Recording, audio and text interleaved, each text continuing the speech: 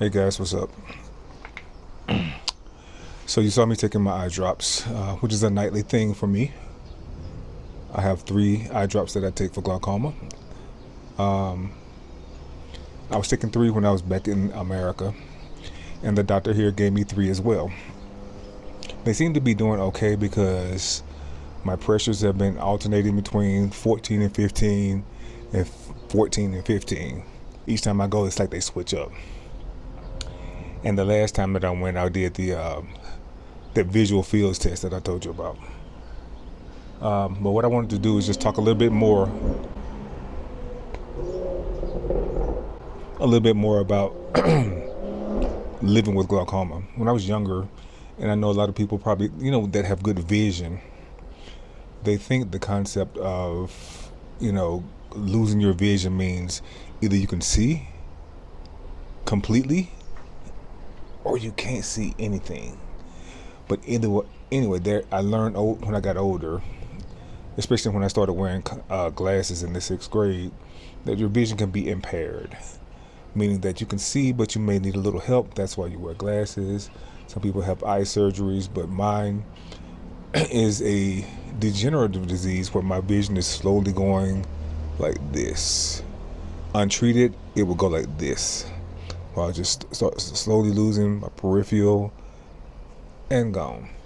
But modern medicine and modern techniques, anybody that basically loses vision, they're not being treated, or it's such a severe case that it can't be treated. You can't reverse it. The only thing you can do is just manage it and slow it down so that throughout the course of your natural life, you don't lose your vision. You may be impaired, like where I am right now. And that's kind of hard explaining to people, like when I can do, it seems like, from someone on the outside looking in, it seems like there are certain things that I can do and certain things that I can't do. And some people may think that I'm choosing some of those things. But it's hard to explain it, to someone that has good vision, what I see. But fortunately, I was able to find a video on YouTube that actually demonstrates my actual glaucoma. And there are different types. People have different reactions to glaucoma. It's common for people with glaucoma to have one stronger eye, one weaker eye. Like if I just had to look out of this eye, it's a lot that I would not be able to do. Looking out of this eye by itself, I can still function, pretty well. But the two of them together, help balance out a lot of things.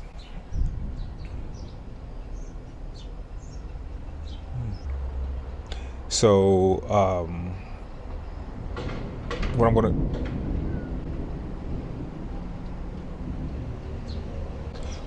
do, because it's thundering out here, what I'm gonna do is share with you the video that I found on YouTube, and I'm gonna stop it at the point where the progression of my vision, where my vision is. There's a part in it where it shows like spots, like missing in my vision. I don't see that the way that they show it. There may be parts of my vision that are missing, like when I'm looking straight ahead, there may be some things that I can't see, but it's not like the video where it's like a black spot. I don't have that. But there are some people that do have it, I guess. But for mine, it started with losing vision peripheral, and I first started noticing it like years after I was diagnosed. And glaucoma is a sneaky disease because you really don't notice it, because you pay attention to what you're looking straight at, and your peripheral is just like supportive. And it's not until you don't really notice that you're losing peripheral until something kind of happens. For me, it was like noticing that I couldn't walk down steps because I could no longer see the steps. When I go out walking, I can't see my feet. I look ahead to see where I'm going so that I know what the land looks like. If there's a hole in the road, if there's a step or something like that, I'm aware of it by the time I get to it. A person with normal vision, 20/20 vision, you can see that when you come up on it. You can see the step without looking down at it, because you can see down here. I cannot. This eye is my weaker eye, and I started losing peripheral here I noticed that when I started having fender benders. Anyway, it's starting to rain, so I'm gonna play the video now and I'll come back later on, because I also later on I'm gonna talk about the cost of the medicine here in South Africa compared to what I was paying in the United States. In the United States, I had insurance. Here, okay, here's the video.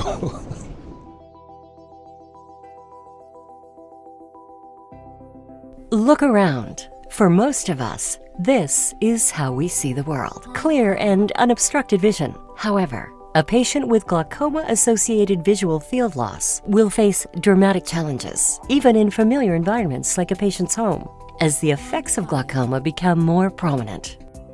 In the early stages of glaucoma, patients report seeing black or blurry patches in their vision. These can obscure objects in a patient's sight to the point where objects can seem to disappear or have missing parts in a patient's vision. In the advanced stages of glaucoma, patients report a field of view that is described as foggy or blurry. This is what my right eye is. This can dramatically impact a patient's ability to write or read or navigate their surroundings. In the extreme stages of glaucoma, patients describe that they are looking through large And this would be my left eye. voids in their visual field. A large percentage of their central and peripheral vision is now completely obscured.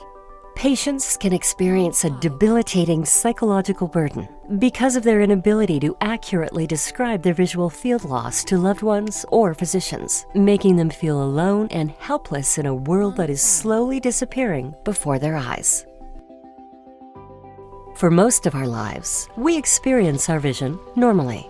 In outdoor areas especially, we're accustomed to the visual clues that keep us safe and that help us get the most out of our daily activities. The onset of glaucoma can happen so gradually that patients might not be prepared for what challenges vision loss may pose. A patient in the early stages of glaucoma will often have black or fuzzy patches in their vision. This can obscure vital parts of the visual field, making it appear that people or objects have temporarily disappeared, and can make it difficult to avoid obstacles. As glaucoma moves into the advanced stage, dramatic blurring can occur, making it difficult or impossible to see details in the peripheral vision, like leaves on trees or important details on the ground ahead of you. Patients who are in the extreme phase of glaucoma face an almost impossible challenge of navigating the world around them, relying on a fraction of their visual field, making activities like driving or walking difficult, if not dangerous.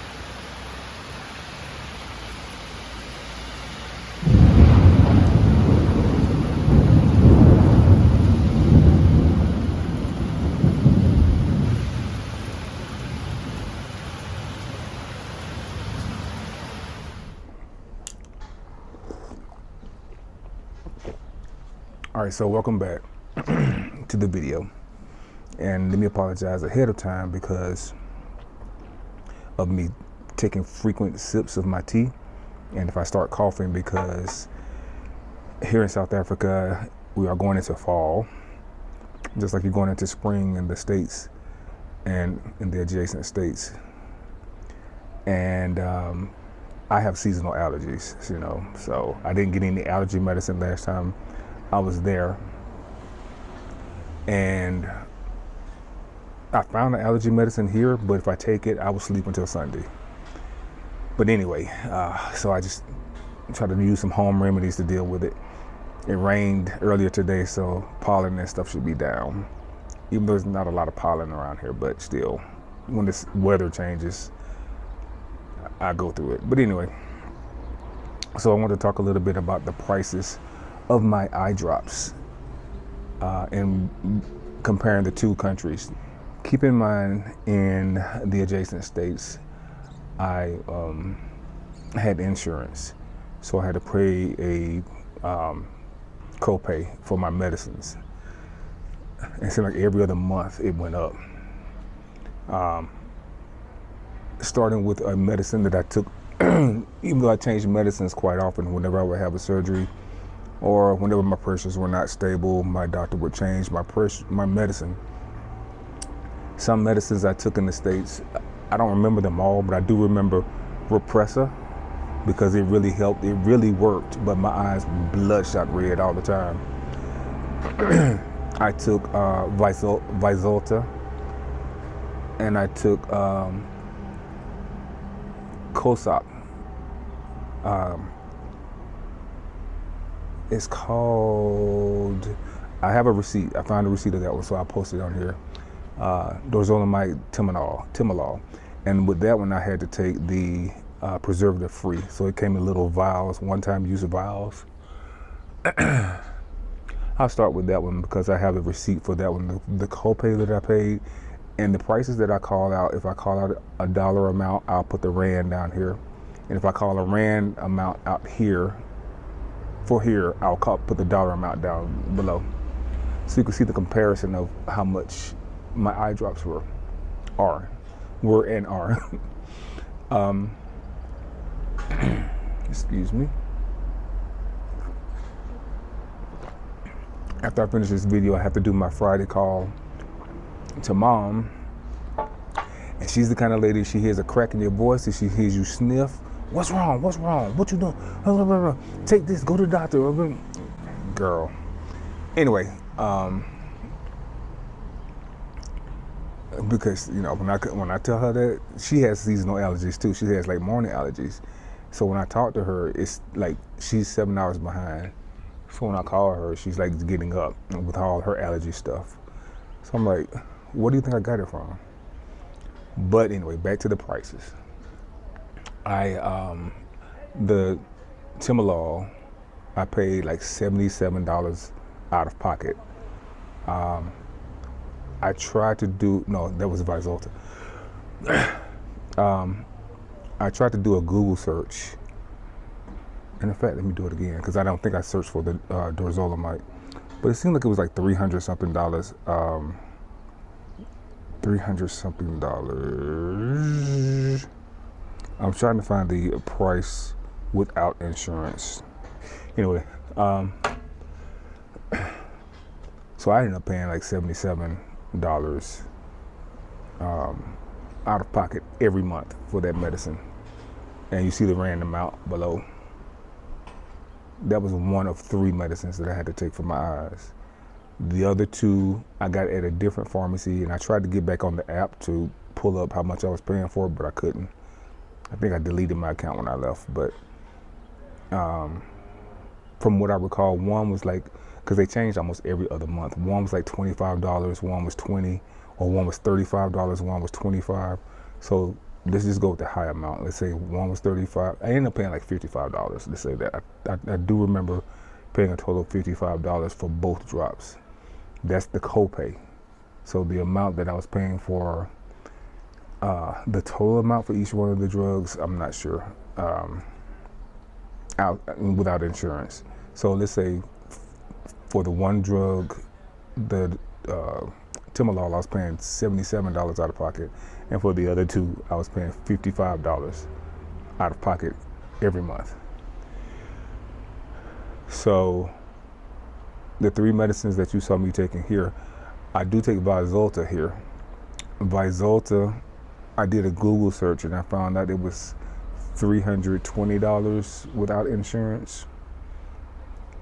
That's just a Google search. It could be more, it could be less. It just depends. But we're going to go with $320 just for the purpose of the comparison. The only thing that I could find here, which I thought the last time that I went to the pharmacy, I saved the amounts for each one of those eye drops because I knew I wanted to do this video. And that was on the 4th of March. So I have to go back on the April 4th or early April to get my drops again. So this time I will have those, and in the April video, whatever I'm recording, a vlog or something like that, I will include the exact amount of each one of the drugs that I take, eye drops. But I did a purchase of those 3 eye drops and something else over the counter. I forgot what it was, maybe vitamins or something like that. But it called him up to 617 Rand. So that conversion is down there. So as you see, as I'm just thinking dollars, for 3 drugs, I was paying 100, math is not my friend, 75 plus 55. I'll put that down there. In America. And here I'm paying less than 617 Rand. And that conversion is down there. So the cost, and that's without insurance. I do not have insurance here. I don't have a medical card, as it's called here. My doctor tried to sell me on it. I think it was like 1.5 or 2K Rand, 2,000 Rand. I'm trying to remember a month. But the thing is, since I don't go to the doctor, I go to the doctor twice a year. My glaucoma doctor and my regular doctor wanted to see me twice a year. I can pay for that out of pocket instead of just paying a monthly fee, fee on a medical card that I'm not using every month. Nah, not doing that. So that's one of the benefits of being here with the financial piece. So I'm sorry I don't have the exact amounts, but oh yeah, and what was posted earlier, there's one drug, the Vyzulta, has to be refrigerated. So that's why you saw me going in the refrigerator to get one of the drops out. And the video that I showed you of what it looks like for a person with glaucoma, I'm going to include the link to that video in the bottom, because it's neat. You can, if you watch it on the phone, you can turn it, and as it turns, the picture on the video turns as well. So it's like you're actually looking around that house or that outside, the playground and all those other places where the camera was. Okay, something's in my eye. And you can see the different stages of the glaucoma. I have good days and I have bad days. Things impact my glaucoma. Oh God. I think sometimes this stent in this eye gets bagged up or something. I don't know what it is, but it feels like something is in my eye, but something's on my eye. Something is attached to my eye. So I don't know if it's that or if it's something else, but I got it. Coffee can fog me up a lot. That's a very common thing I hear from people that have glaucoma. Like when they drink coffee, their vision is blurred, it's foggy. Stress. My eyes got so bad during the last presidency, and you know what I'm talking about, that I refuse to call that name on my channel. But during that last presidency, my eyes got really, really bad because of stress. Exercise can help. I can't lift weights for 2 reasons now until I get my creatine down, which I go see that doctor in June, until I get my creatine down, because I do not want to be on dialysis. And lifting heavy weights can also make you go, impact your eye pressure, as evidenced by me going in the gym lifting weights. I can lift heavy, but when I do, my eyes, I temporarily go blind for like a couple of seconds. I can't see anything. It's like black because I've strained so much to lift heavy. I can't do that anymore. So once the doctor clears me to go back and start lifting weights again, I'm going to take it easy and like do light weights, or maybe just try to get cut up or something. I don't know. I don't know. We'll see what my focus is. But right now, I'm just concentrating on the cardio piece. I'm up to 10K steps 3 times a week right now. For the month of April, I'm going to continue the 10K steps on Monday, Wednesday, and Friday. and I'm going to add in an hour of cycling on Tuesday and Thursday. I'm slowly building back to my stamina that I had when I, a couple of years ago when I dropped all that weight, 50 pounds or 23 kg.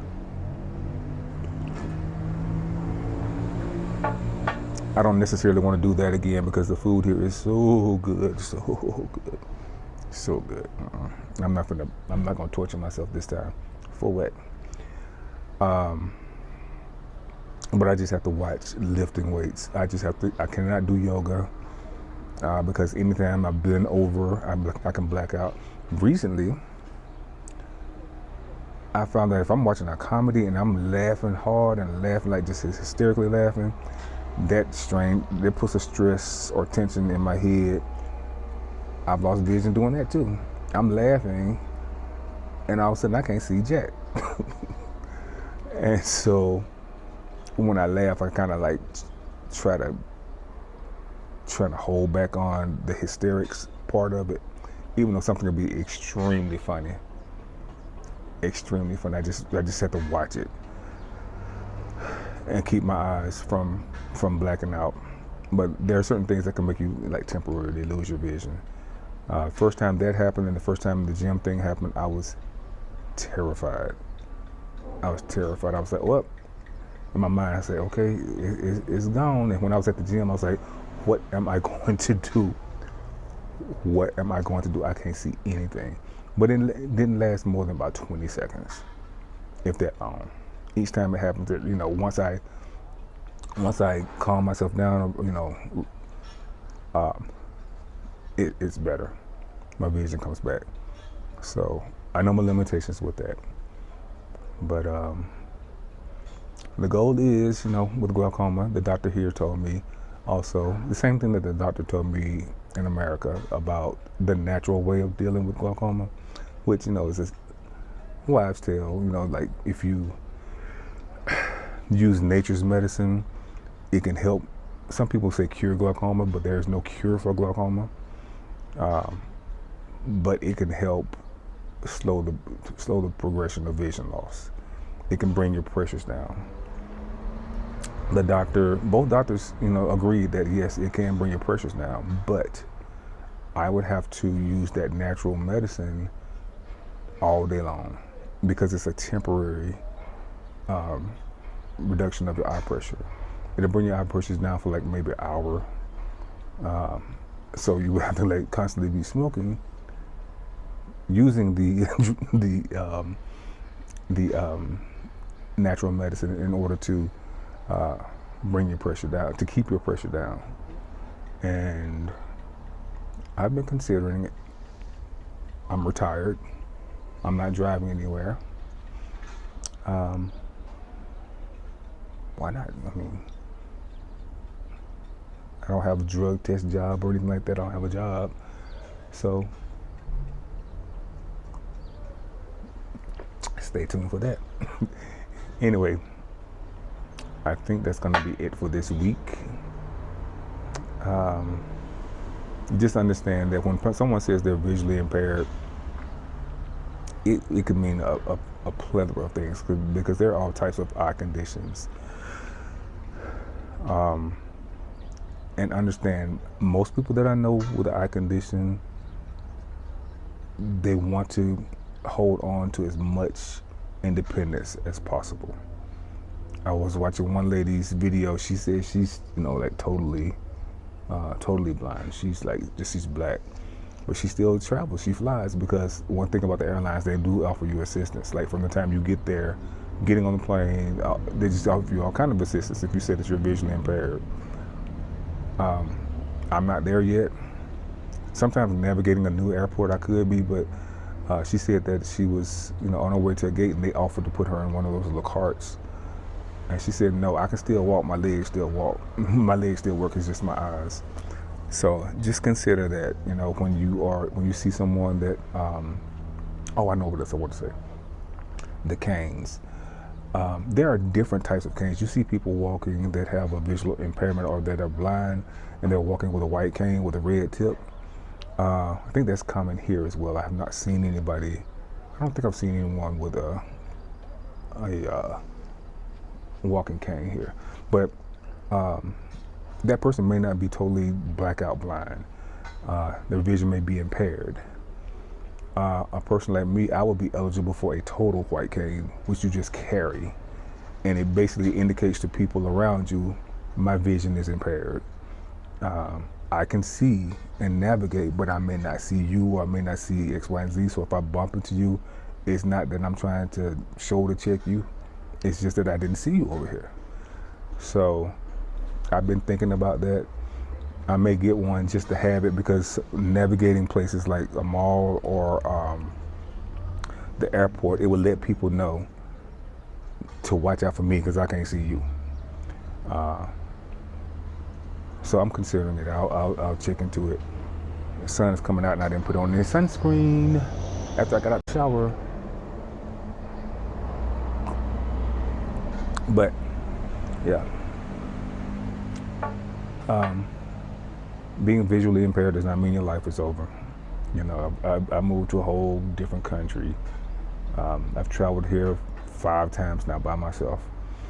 The first time was a lot because I flew from Atlanta to Detroit to Amsterdam to Cape Town.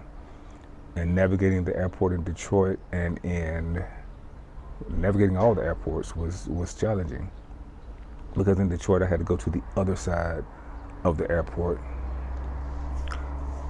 which was fortunately a straight shot. In Amsterdam, I had to go to the other side of the airport, but I had plenty of time, and I really wanted to do it on my own because I could see the signs.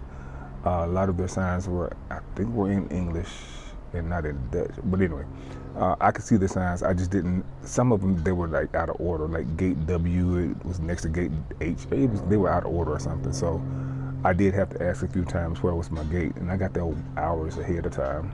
But I wanted to be there, you know, because I was not missing my flight. And then in Cape Town, I just basically followed the crowd because it was late night. Everybody was basically going to immigration to get checked in. So, hey, I can navigate. I'm not there yet where I can navigate Ora Tambo by myself. I'm getting there. Once I get to the gate, I do know how to navigate from that point. But I've flown domestic and international, so I just have to remember which is which.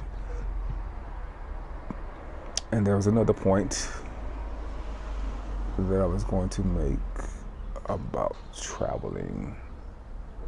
Oh, when I came back, the first time when I came back,